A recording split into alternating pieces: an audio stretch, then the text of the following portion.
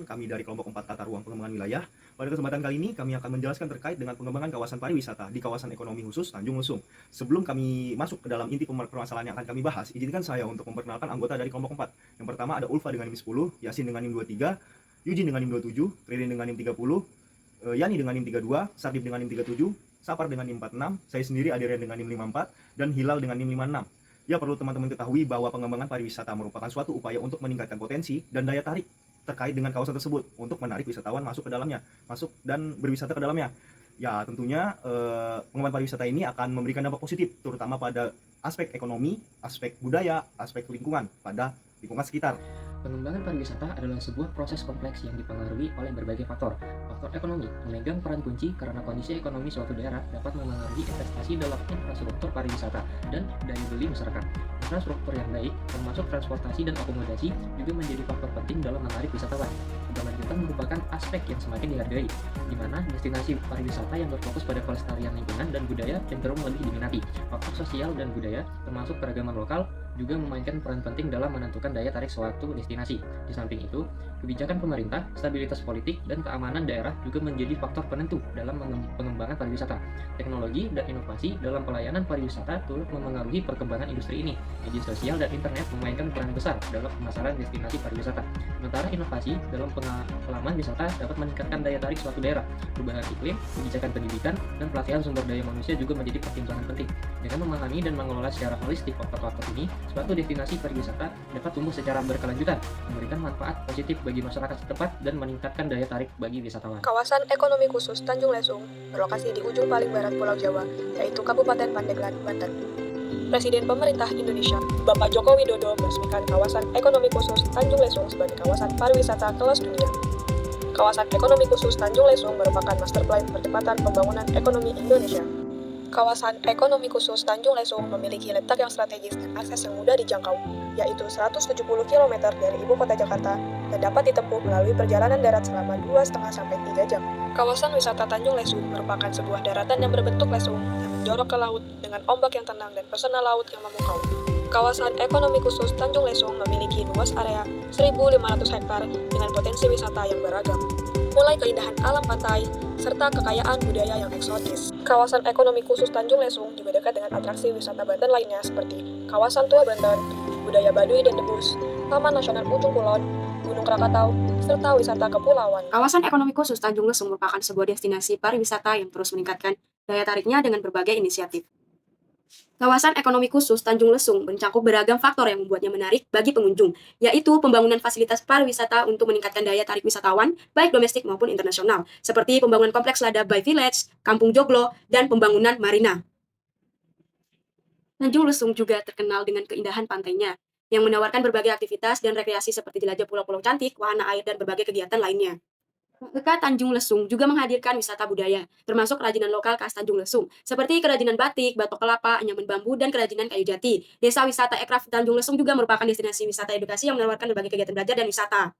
Baik, selanjutnya pada kawasan ekonomi khusus Tanjung Lesung ini juga terdapat beberapa strategi pengembangan yang berfungsi untuk meningkatkan kualitas di kawasan tersebut. Pertama, yaitu meningkatkan infrastruktur seperti jalanan, pelabuhan, dan bandara untuk mendukung komoditas dan mobilitas di kawasan tersebut. Yang kedua, yaitu membuat fasilitas bisnis seperti perkantoran dan pusat riset untuk menarik investasi dan juga meningkatkan daya saing kawasan ekonomi khusus Tanjung Lesung. Yang ketiga yaitu pemberdayaan masyarakat dengan melibatkan masyarakat setempat dalam pembangunan kawasan ekonomi khusus. Melibatkan di sini dapat berupa pelatihan keterampilan dan juga pemberdayaan ekonomi lokal. Yang keempat yaitu melakukan kampanye dan promosi dengan melakukan kampanye promosi mengenai kawasan ekonomi khusus untuk menarik investasi dan juga untuk meningkatkan kesadaran tentang potensi kawasan ekonomi khusus Tanjung Lesung.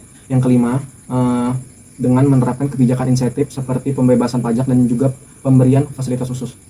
Yang keenam, dengan menerapkan praktek pengelolaan lingkungan yang berkelanjutan, berfungsi untuk menjaga ekosistem di kawasan tersebut. Yang ketujuh, yaitu menjalin kerjasama dengan pemerintah daerah, nasional maupun internasional untuk mendukung pertumbuhan kawasan ekonomi khusus secara holistik. Yang kedelapan yaitu mendorong kawasan ekonomi khusus untuk menggunakan teknologi terkini yang berfungsi untuk meningkatkan efisiensi dan juga meningkatkan daya saing kawasan ekonomi khusus. Yang terakhir yaitu memonitoring dan mengevaluasi, yaitu di mana dengan melakukan pemantauan secara rutin dan juga mengevaluasi untuk menilai efektivitas dari strategi pembangunan yang telah diimplementasikan.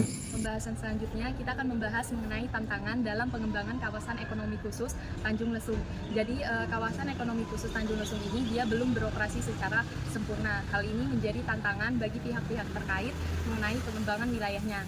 Untuk tantangan yang pertama itu landasan hukum untuk sentralisasi perizinan dan insentif pajak yang belum sepenuhnya dilaksanakan.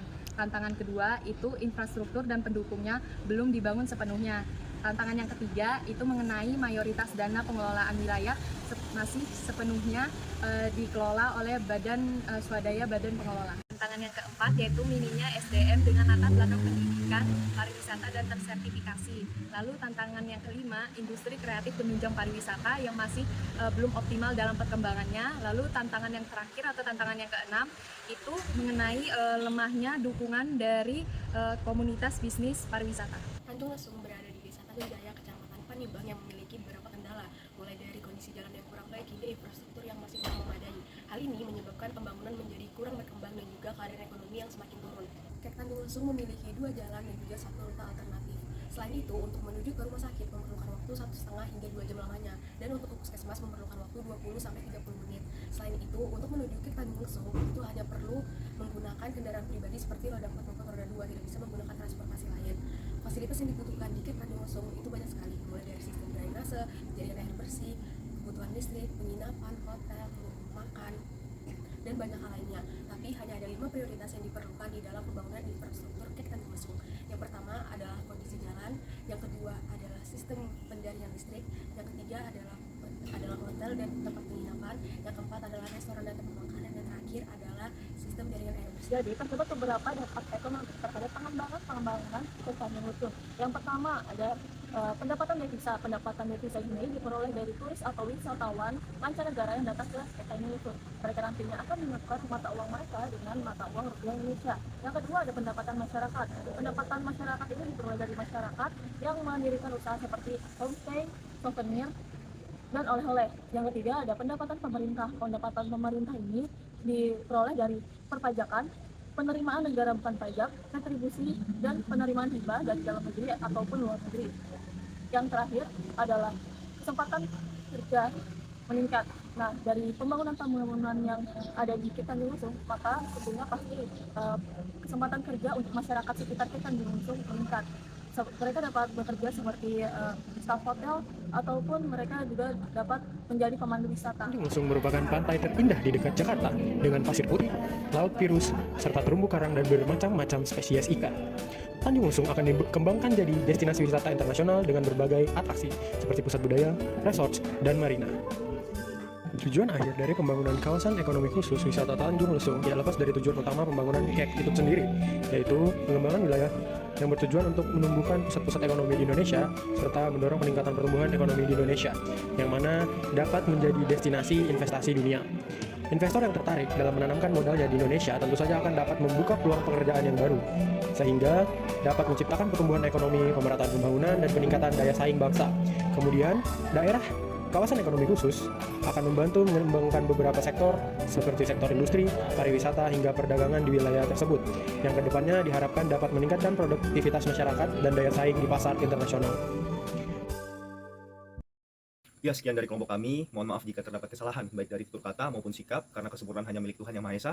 Wassalamualaikum warahmatullahi wabarakatuh.